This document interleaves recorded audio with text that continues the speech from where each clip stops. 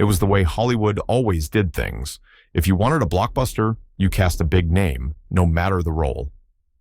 But what happens when star power overrides authenticity, turning classic films into sources of debate for generations? From beloved icons and roles they never should have played to performances that haunt their legacies, these stories still stir controversy. Which classic stars cross the line, and why do some films leave a mark that can't be erased? The answer isn't always what you expect. Mickey Rooney as Mr. Yunioshi, Breakfast at Tiffany's, 1961. For decades, Hollywood has tried to sidestep one of its most infamous embarrassments, Mickey Rooney's turn as Mr. Yunioshi in Breakfast at Tiffany's.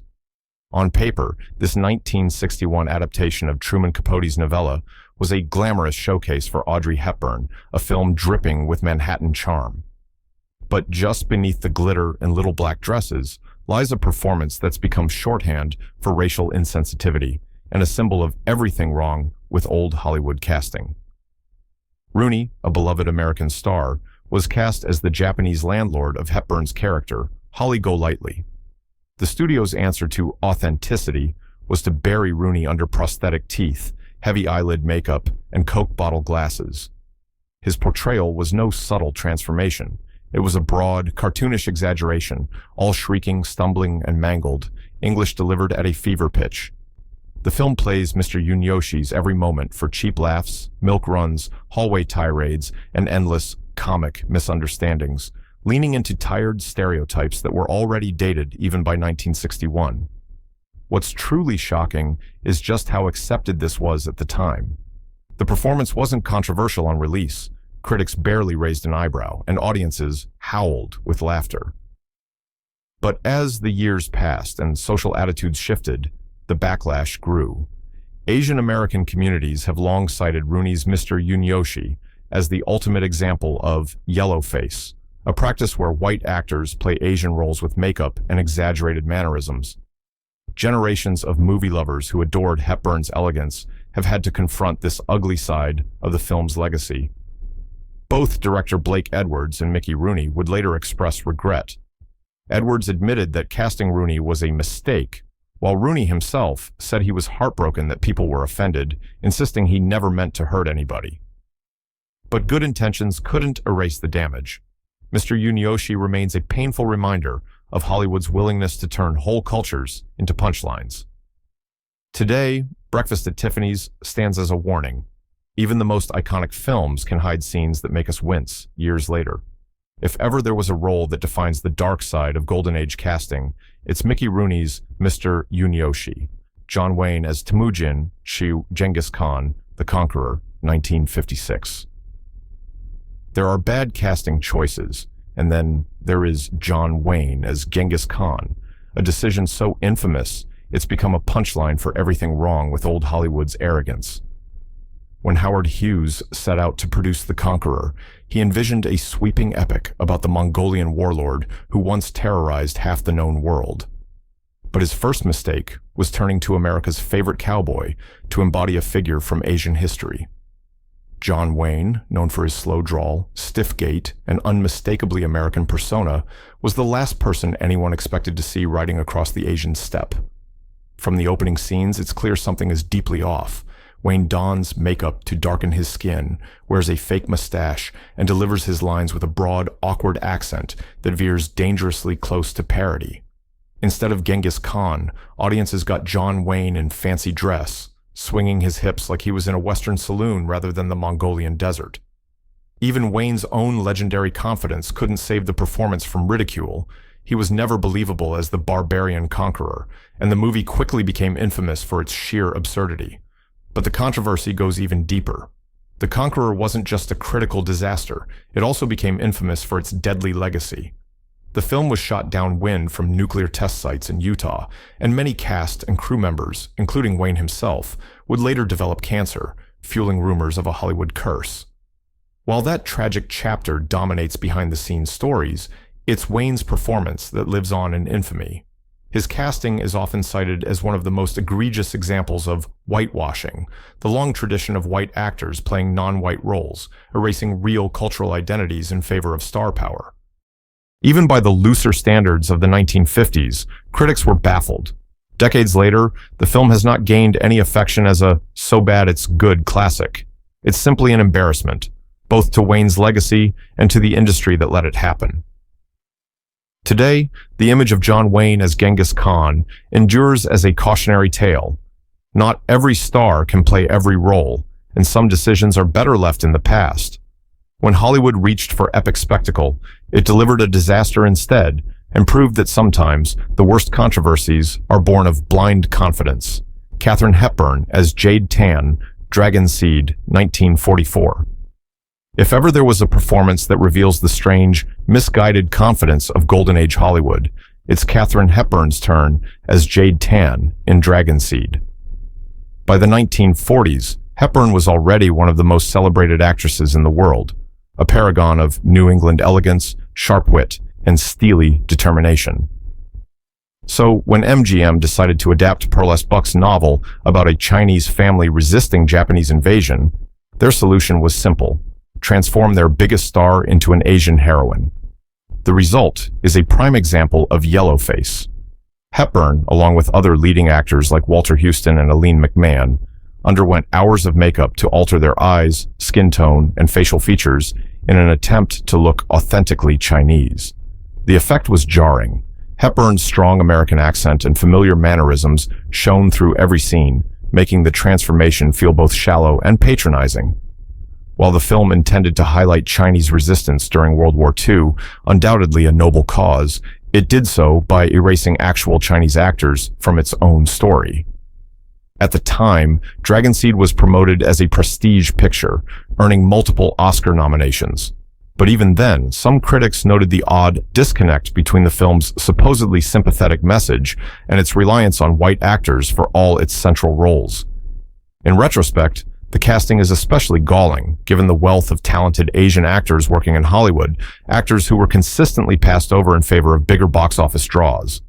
The film's depiction of Chinese culture was filtered through a lens of American exoticism, stripping away nuance in favor of familiar Hollywood melodrama. In the decades since, Dragon Seed has become a textbook case of Hollywood's blindness to its own biases.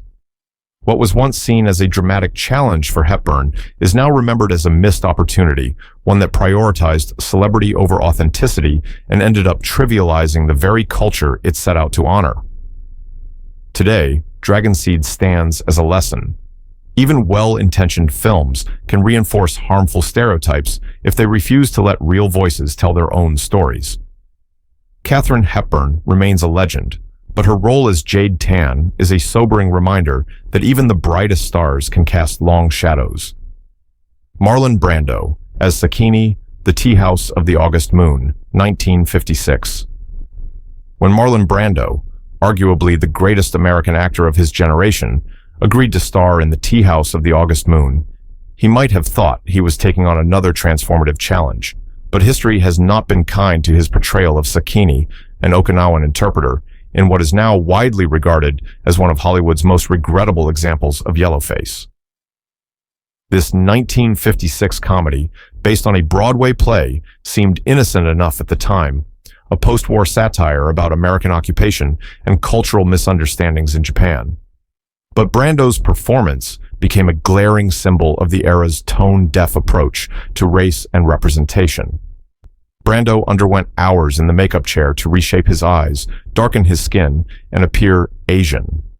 His wardrobe was chosen to reinforce the stereotype, and the role required him to speak in broken English with a heavy accent. Critics might have once admired Brando's willingness to disappear into a character, but the effect here is more troubling than transformative.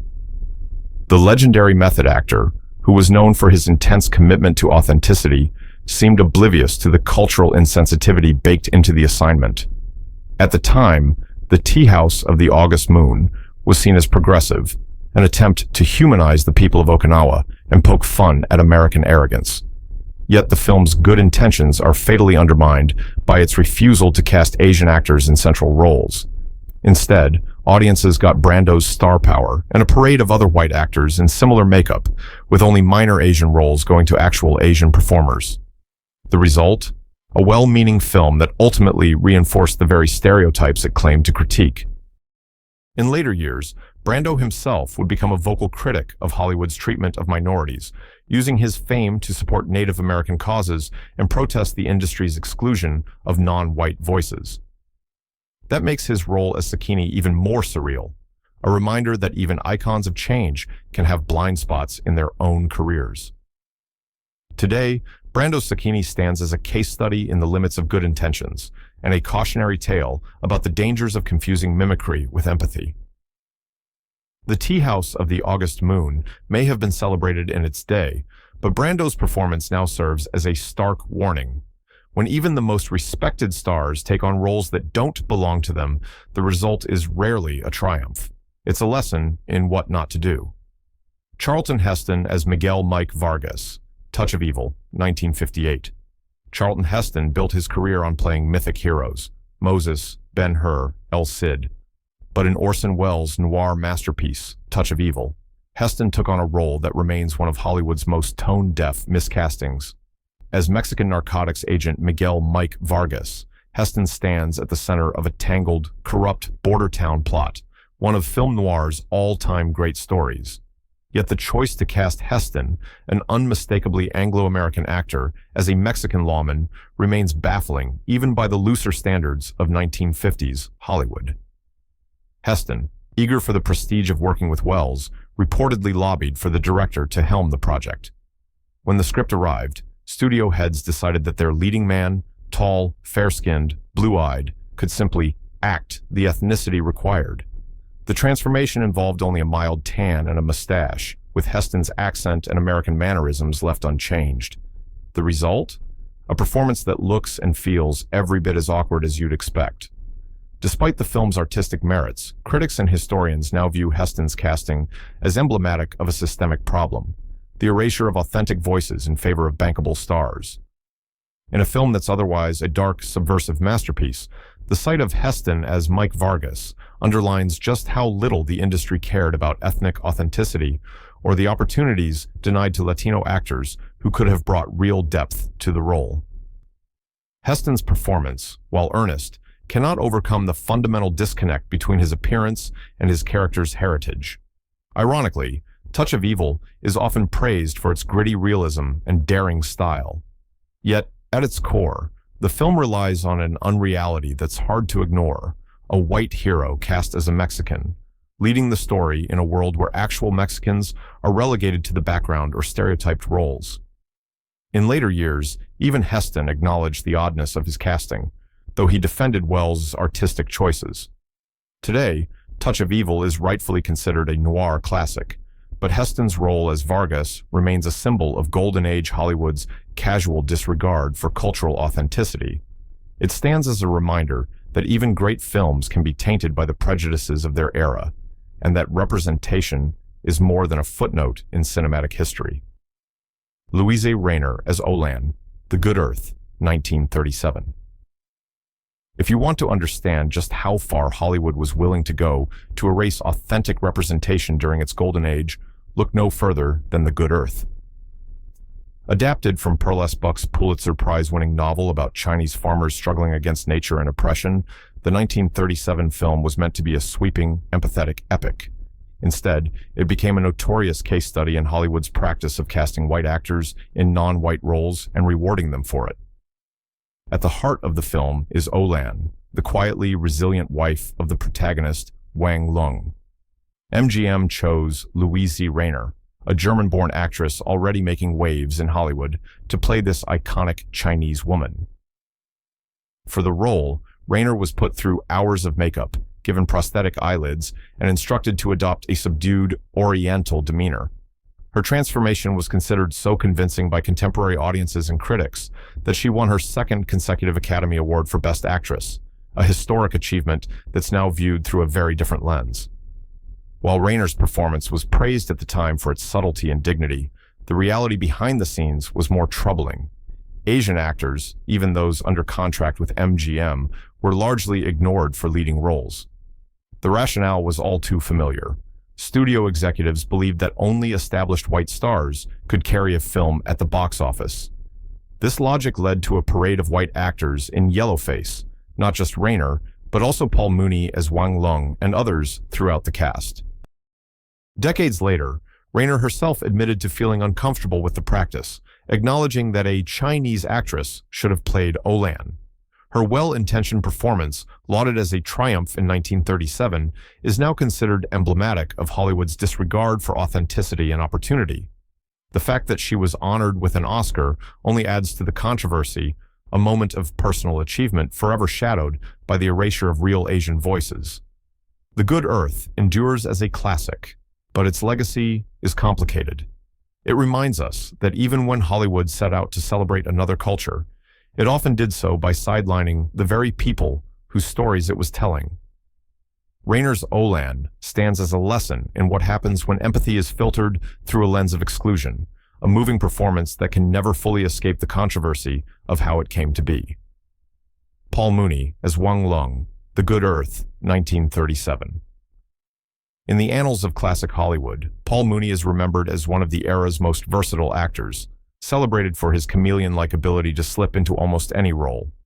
Yet his turn as Wang Lung, the Chinese farmer at the center of The Good Earth, remains deeply controversial, a textbook case of Golden Age yellowface that has aged poorly in the light of modern sensibilities. Paul Mooney, born in Austria-Hungary to Jewish parents, had already established himself as a formidable talent with transformative performances in films like Scarface and I Am a Fugitive from a Chain Gang. For The Good Earth, MGM trusted him to carry the weight of the entire production, believing that star power would translate into box office success, even if it meant casting him as a Chinese peasant. The process was laborious. Mooney spent hours in the makeup chair, his features altered with prosthetics to appear more Asian, his skin tone darkened, and his posture and accent carefully modulated to fit Hollywood's idea of authenticity. Contemporary audiences and critics heaped praise on Mooney's earnest, dignified performance. Yet, underneath the accolades, there was a glaring omission. Asian actors were once again relegated to minor roles or sidelined entirely, their stories told through the filter of white Hollywood. The film's success and its multiple Oscar nominations served only to reinforce the industry's belief that yellowface was not only acceptable, but preferable for prestige pictures. Decades later, the impact of these choices is undeniable. Asian American advocates and film historians point to Mooney's casting as emblematic of an era when the lived realities and talents of non-white actors were deemed less important than the draw of a familiar Western face. The performance, though technically skilled, is inseparable from the history of exclusion and cultural erasure it represents. Today, The Good Earth is remembered as a cinematic achievement, but also as a cautionary tale.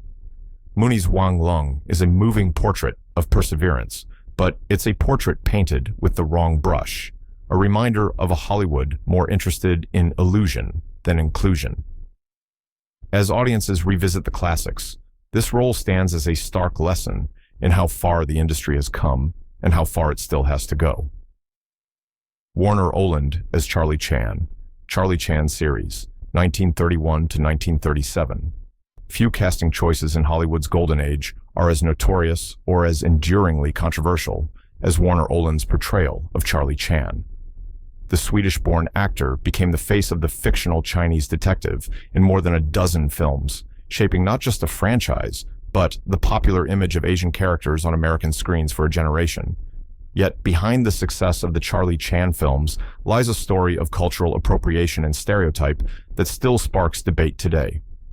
Warner Oland was cast as the wise, inscrutable Honolulu police detective, a character created by novelist Earl Dare Biggers. Hollywood, ever reluctant to entrust significant roles to minority actors, saw Oland's exotic features as a shortcut to authenticity. Studio makeup artists further transformed him with prosthetic eyelids, altered hairlines, and a pale powder that was meant to suggest East Asian skin. Oland's performances were marked by slow, deliberate speech, aphoristic wisdom, and an ever-present calm, traits that, while intended as respectful, often slipped into cliché. To contemporary audiences, the Charlie Chan films were a revelation, a rare example of an Asian character who was intelligent, capable, and ultimately heroic. Yet the fact that this hero was played by a white man in yellowface was rarely questioned.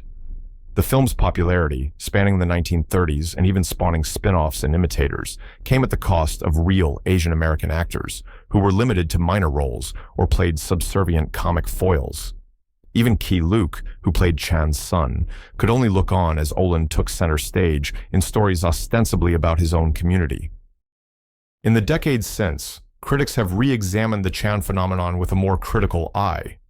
While the series is praised for avoiding some of the more grotesque racist tropes of its era, Olan's casting remains an indelible mark of Hollywood's unwillingness to give minorities a seat at the table.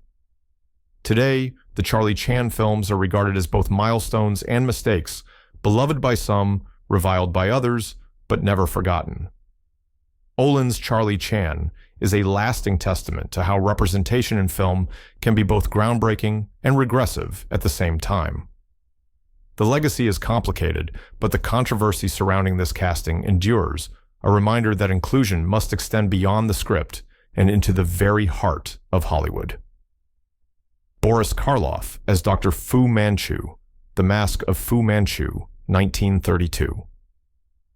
When Boris Caroff signed on to play the titular villain in The Mask of Fu Manchu, he was already a star thanks to his haunting portrayal of Frankenstein's monster, but his turn as Doctor. Fu Manchu, a fictional Chinese supervillain, would become one of the most notorious examples of Hollywood yellowface and racist caricature, sparking a controversy that still lingers over Caroff's legacy and the Golden Age itself. Based on the pulp novels by Sax Rohmer, The Mask of Fu Manchu gave Caroff the role of a diabolical Asian mastermind determined to conquer the world. The production leaned heavily into exoticism, with Caroff's transformation into Fu Manchu involving elaborate makeup, prosthetics to reshape his eyes and face, a long mustache, and a wardrobe designed to telegraph Oriental villain to audiences. Caroff spoke in an exaggerated accent and adopted mannerisms that were unmistakably intended to evoke menace through difference. Every frame is saturated with stereotypes, sinister laughter, cryptic riddles, and a parade of Oriental set pieces that blend fantasy with outright misinformation. At the time, the film was a box office draw, playing into Western fears and fascinations with the East. Yet even then, some critics raised eyebrows at the over-the-top villainy and the ghoulish relish with which Caroff's Fu Manchu tormented his foes. The story's subtext was impossible to ignore. Dr. Fu Manchu represented the Yellow Peril, a racist trope warning of the supposed danger posed by Asian cultures to the West. The film's message wasn't just one of thrilling adventure, it was a reflection of widespread anxieties and prejudices that found easy expression in Hollywood's casting choices. In later years, both Caroff and the studio would attempt to downplay the more grotesque aspects of the character, but the damage was done. Asian and Asian American audiences found themselves reduced to one-dimensional villains or exotic curiosities, their identities filtered through a prism of fear and misunderstanding. The influence of Fu Manchu spread far beyond the film, inspiring copycats and leaving a trail of stereotypes in its wake. Today, The Mask of Fu Manchu is remembered as a relic of a different era, one that prized shock and spectacle over empathy or accuracy. Caroff's performance is often cited in film studies as a prime example of how even the greatest actors can leave a troubling legacy. The controversy surrounding Dr. Fu Manchu is a stark reminder. Hollywood's past isn't always as glamorous as the silver screen suggests. Fred Astaire. Performing in blackface Easter Parade 1948, Swingtime 1936. It's impossible to discuss the legacy of Golden Age Hollywood without confronting one of its ugliest and most persistent practices, blackface. For decades, America's biggest stars, none bigger than Fred Astaire, took part in musical numbers that relied on racist caricature, painting their faces dark, exaggerating features, and performing routines steeped in stereotype. While blackface was considered mainstream entertainment in Astaire's day, its legacy is now one of deep discomfort and regret.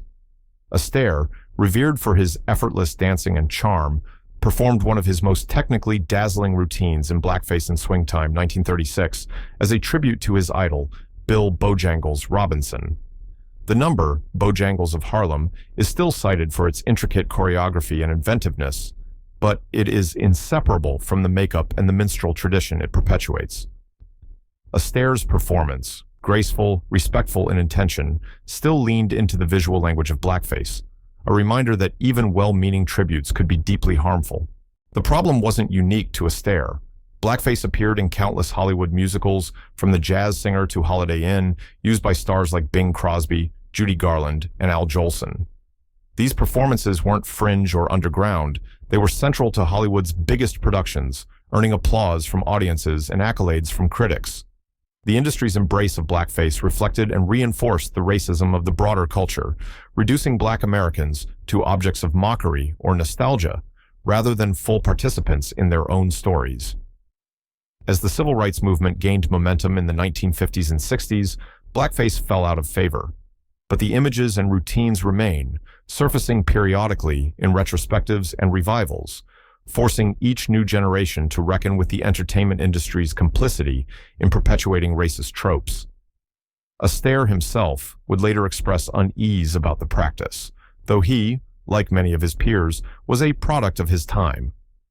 Today, these performances are taught in film schools not as examples to emulate, but as lessons in how cultural blindness can be woven into even the most beautiful artistry.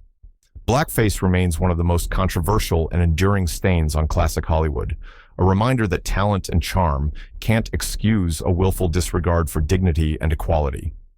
The musicals endure, but so too does the controversy and the call for a more honest reckoning with Hollywood's past. Jennifer Jones as Dr. Han Soo-yin Love is a many-splendored thing, 1955. Hollywood's golden age was no stranger to sweeping love stories, but few films captured post-war romance with as much earnestness or as much controversy as Love is a many-splendored thing. At its center was Jennifer Jones, an Oscar-winning actress, cast as Dr. Han Soo-yin, a Eurasian physician in 1940s Hong Kong. The role, meant to honor a real-life Chinese-British woman, instead became yet another high-profile example of Hollywood's refusal to let Asian actors portray their own stories. Jennifer Jones, celebrated for her beauty and dramatic range, was the studio's safe bet. To transform her into Han Soo-yin, makeup artists employed skin-darkening foundation and shaped her eyes with prosthetics, a process all too familiar for the era's audiences. Jones adopted a gentle accent and an air of exotic reserve, intended to telegraph her character's mixed heritage. But for Asian American viewers and critics, the result was painfully obvious. A white woman playing an Asian role, layered in the same problematic traditions of yellowface, seen in so many other Golden Age productions. The film itself tells a poignant story of forbidden love, cultural prejudice, and tragic separation. Its lush cinematography and soaring theme song made it a box office hit and a critical favorite. But the praise for Jones' performance, she earned an Oscar nomination for her work, couldn't silence the growing voices that questioned why Hollywood's most visible Asian character of the year was once again played by someone with no lived experience of the culture being depicted. Especially galling was the fact that Asian actors of the era, many of them capable and charismatic, were relegated to minor parts or left out altogether. The erasure wasn't just artistic, it was personal, depriving audiences of seeing themselves reflected on screen in a meaningful way. Even as the film enjoyed commercial success, the backlash slowly grew.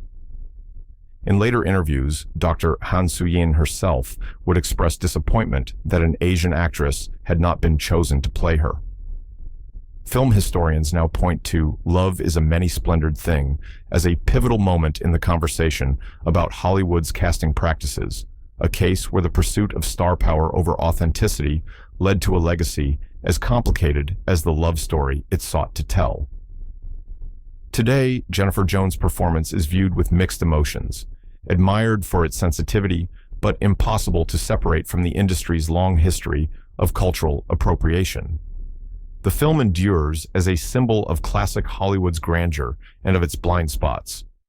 It stands as a final reminder from the Golden Age: no matter how beautiful the story, representation always matters. Hollywood's Golden Age left a legacy of unforgettable stories, but it also cast a long shadow with its controversial choices. These roles remind us that talent and stardom can't justify erasing real voices or cultures. Looking back, we see not just the glamour, but the lessons. Each casting decision shapes how history remembers both the art and the artist. What other roles do you think belong on this list? Share your thoughts below, and don't forget to subscribe for more untold stories from Hollywood's past.